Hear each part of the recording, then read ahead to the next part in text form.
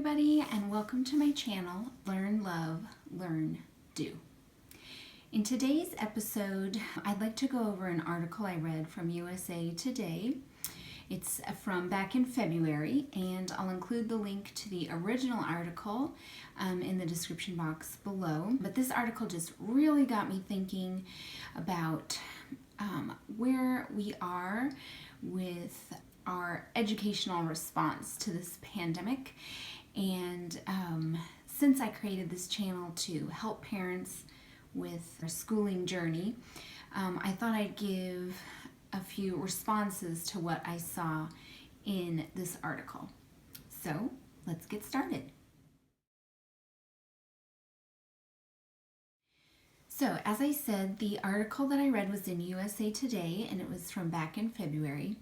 And it was taking a look at the state of things, particularly as it pertains to kindergartners. So the article begins by highlighting the different routes people are taking, specifically with their kindergartners.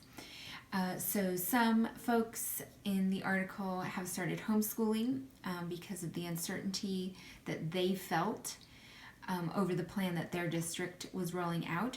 Some people went with the schooling option that their district rolled out, a hybrid, e-schooling only, or in-person school. And some people went with a third option for their kindergartners, and it's called redshirting, which just means holding your child back a year. Typically, redshirting is done to give your student an advantage by giving them another year to be at home, to mature, and to grow so that they enter even more ready. This year, the redshirting is more about uncertainty and frustration over the options available. Another concern that this article brings up is the quality of Zoom school or e-school, especially for a kindergartner. Is it developmentally appropriate to ask them to sit in front of a computer and listen to lessons and do work almost to an independent level?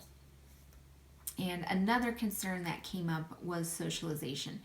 Many parents were concerned that their student would struggle to develop socially and emotionally since they wouldn't really be interacting with their peers in person, and it would be all through screens. As with any decision we make for our kids, the ramifications and the implications will roll out for years beyond the one that you're thinking about. So this article went on to explain that the drop in enrollment of schools as parents choose to homeschool or hold their students back a year will affect funding for next year. And because typically a school's funding comes from the enrollment from the year before. So with low enrollment this year, that means less funding next year. And one teacher was quoted in saying that in her kindergarten class, the students who didn't have an at-home, full-time, non-working parent were the ones struggling the most. Other teachers were quoted in saying this coming school year that they will likely see a larger range of abilities because of the students who are redshirted, so they're going to be older and potentially more mature. Students who might repeat a school year because their first year was e-school or Zoom school. And then the students who are kindergarten age and so are ready to enter kindergarten. So they're anticipating a wider range than normal for the coming school year. So they anticipate having to differentiate more and individualize more to meet the needs of their students.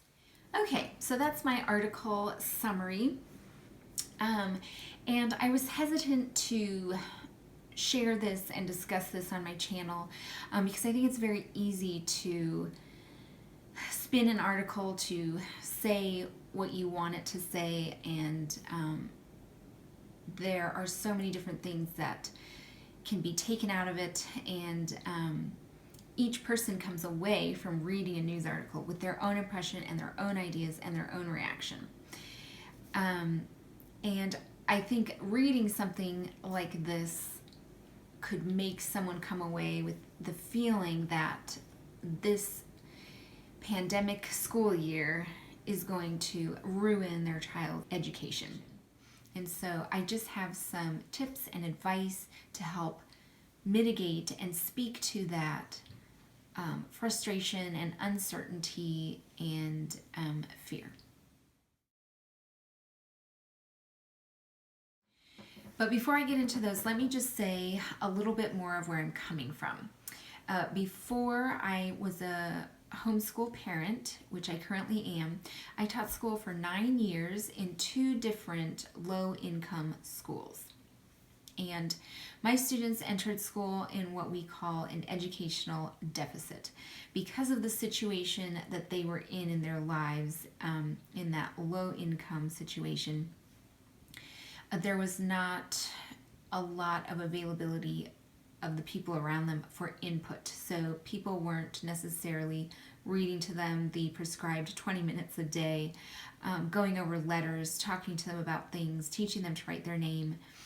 And so my students entered school already behind, and with having to work full-time, maybe even a couple different jobs to keep your family afloat, that's understandable. And so my job was to help catch my students up and keep moving them forward. And so in the beginning of my teaching career, that is what I did. I worked very hard at maximizing every minute I had with them to build in that repetition of skills that students need to learn and really internalize skills. And we would do the same thing 20 different ways just so that learning that skill didn't become dull. But as I progressed in my career, I began to realize that I could work as hard as I possibly could to reach these students and teach them and pull them ahead, but I could potentially be more efficient if I also walked alongside their caregivers, their parents, their grandparents, the people who dropped them off at school and picked them up, and gave them ideas of what they could be doing to encourage and supplement their kids' education at home. And culturally speaking, where many of the families were coming from was it's better to leave it to the professionals. And while I am a professional teacher, it is my belief that parents have a profound impact on their children's education, for better or for worse.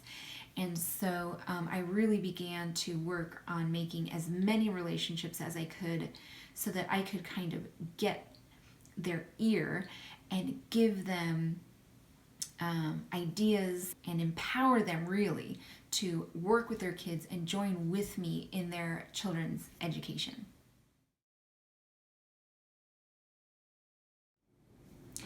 So that brings me to the crux of what I wanted to say.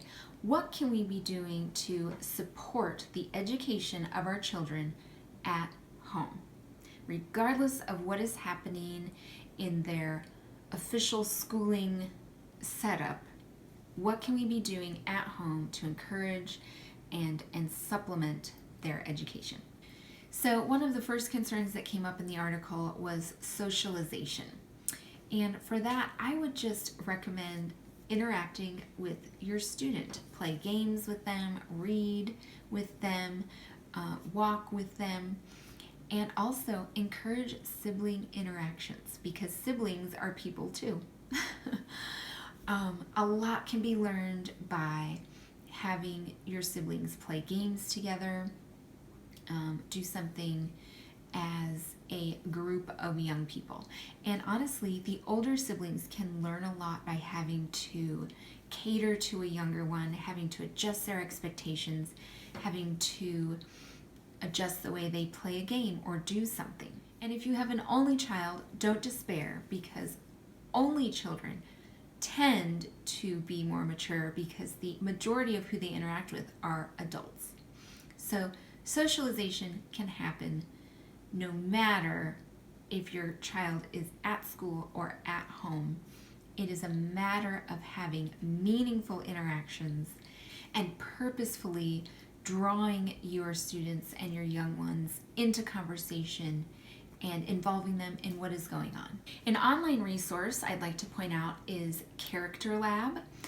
This is a nonprofit organization that was founded by some researchers and a scientist, and their whole goal is to bring together researchers and educators to grow the body of knowledge about how socialization, emotions, learning, and all those new buzzwords that are flying around like grit, perseverance, failure, how those affect the whole student.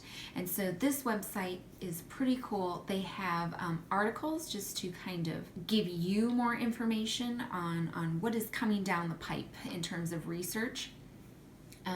But they're very easy to read. They're not too academic. And there's also toolkits on this website. And so they have perseverance toolkits, kindness counts toolkits, learning from mistakes toolkits, and they're just geared toward giving you information and then giving you ideas on how to work on that skill with your student. So I think this is a really cool resource if you are concerned about if your children at home are learning and growing in this particular area, in their social skills, in their relationships with others.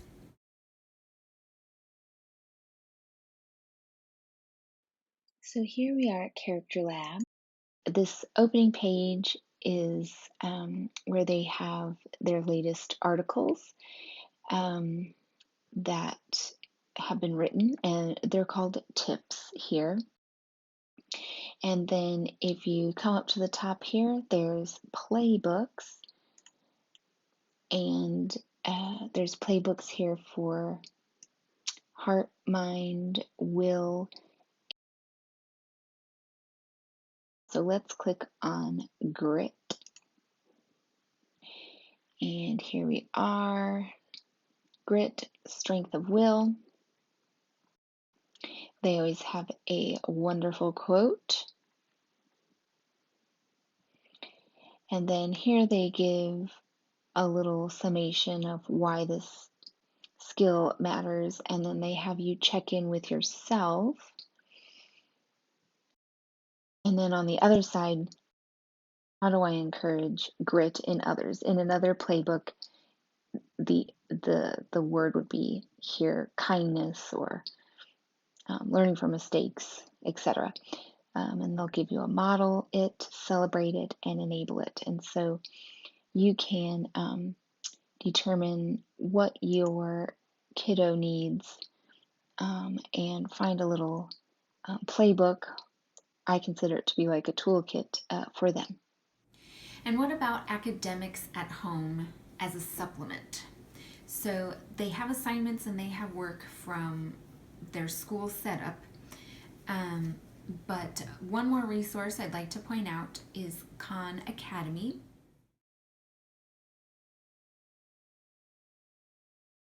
Here we are at Khan Academy. When you come to register for the first time, click on Parents and it will take you through a whole registration process, usually with some former account through Google or Facebook. I'd like to click on this over here, courses, and you'll see this huge list they have of available courses. And many of their courses, if not most of them, work on a mastery scale. So when your student first begins to work on a skill, they will take the lessons, take quizzes, and as soon as they show mastery, they will be bumped to the next skill. And so it is very personalized and it's all based on mastery. This will, however, increase screen time. So it's up to you if your kid needs that or if they need to go outside or something. And in terms of activities or things that will supplement academics that are not screen time, these are oldies and goodies. Read to your students, talk to your students, get interested in what they're interested in, and that is going to supplement their education. It's going to surround them with that environment of education that I was talking about earlier. If there is kind of an ongoing or a running conversation all the time on ideas and topics that are important to you and your kids, that's going to supplement their education in a very real way. And if I may offer a bit of friendly advice, if you are e-schooling and working from home, if you have even a moment to drop your student's teacher a line, please do it. They might have ideas that are very specific to you and your family and your child of what you could be doing at home, much like I was doing when I was a classroom teacher. Now is the time more than ever to partner with teachers who are doing this online model with your students so that you can support and encourage your child's education from home.